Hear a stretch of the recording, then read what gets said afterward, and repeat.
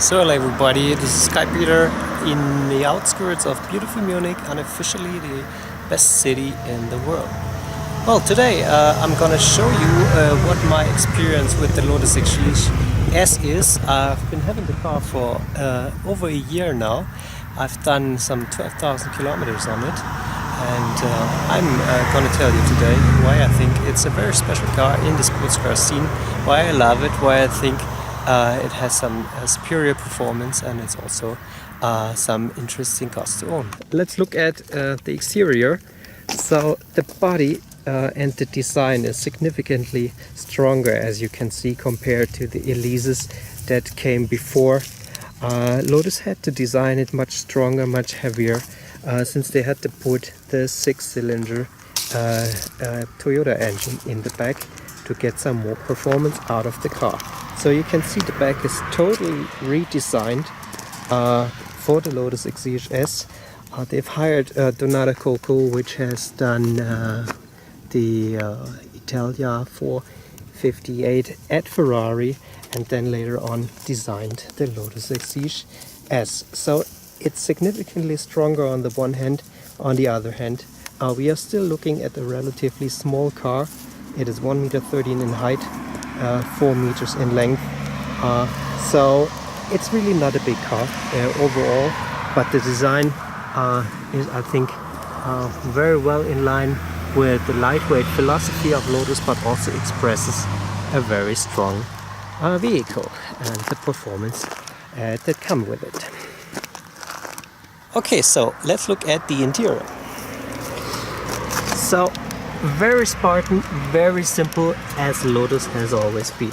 So what you have to know is they've really used the Elise chassis, the structure of the car, and really made the Exige S with a minimal amount of development effort, and therefore you can see there's a lot of things that are familiar from the Lotus Elise platform that has been around from the early 2000s now. So let's get in.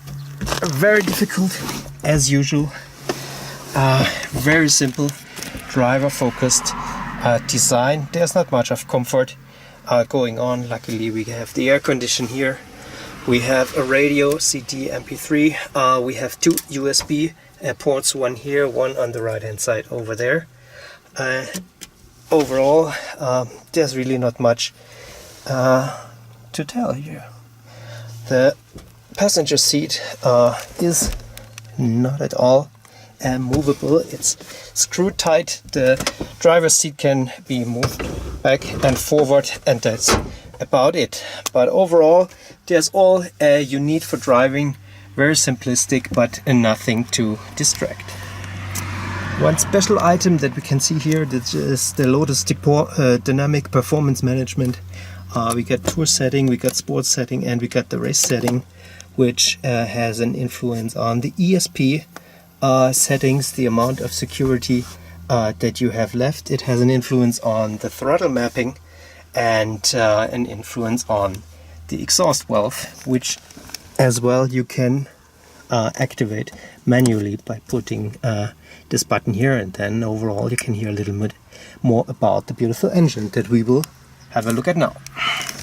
Okay, so let's have a look at the engine sound, shall we? So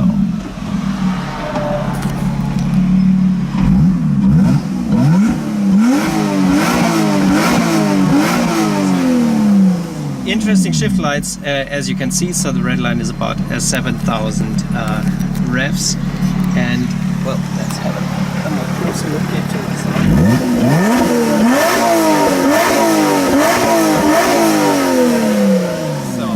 So much regarding emotions. So yes, the engine is really the heart of any sports car. So there you go, that's it. We get the V6 here of Toyota.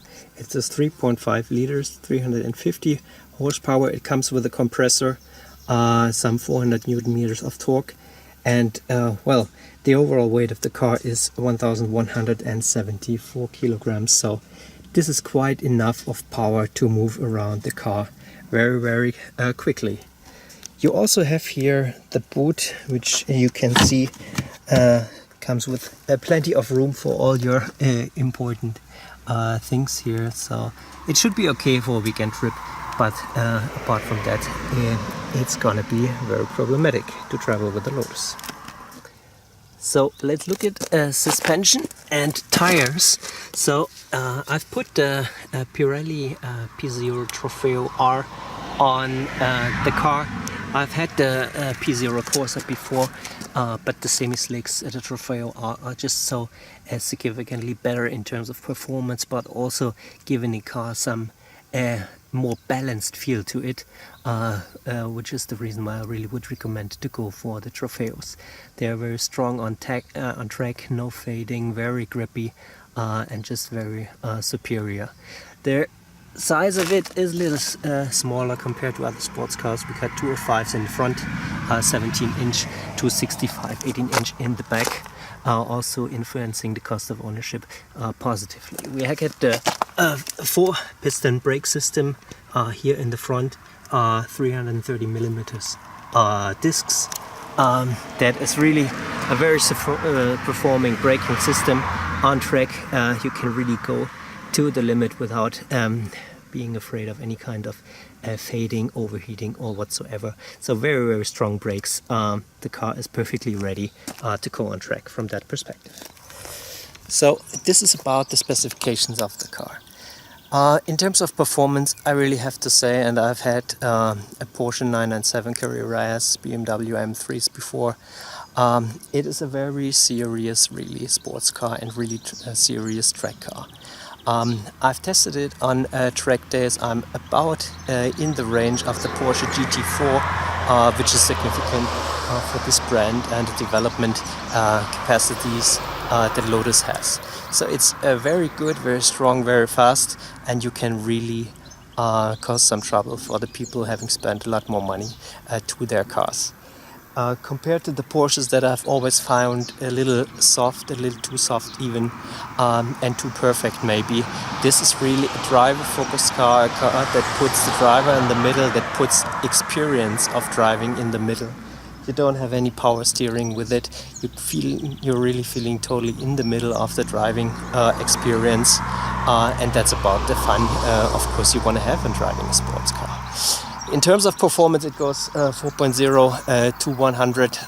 The suspension makes it go quickly around corners, and you can really see what this is about in my other videos, which show how I'm driving the car on track but also on road.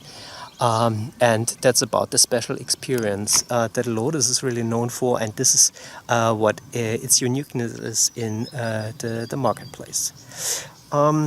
Looking at the more rational aspects of having a sports car, in terms of cost of ownership, as I said, I've been having the car for 1.5 years now.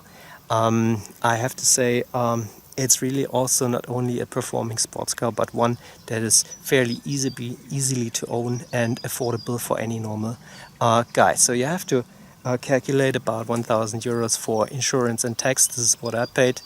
You have to calculate, depending on really the amount of track use that you want to put on the car, the amount of maintenance. The minimal amount would be 1,000 a year. The maximum, including 1 set of tires and 1 set of brakes, would be about 3,000 euros a year. But then that's really it. You are really totally covered in terms of workshop costs.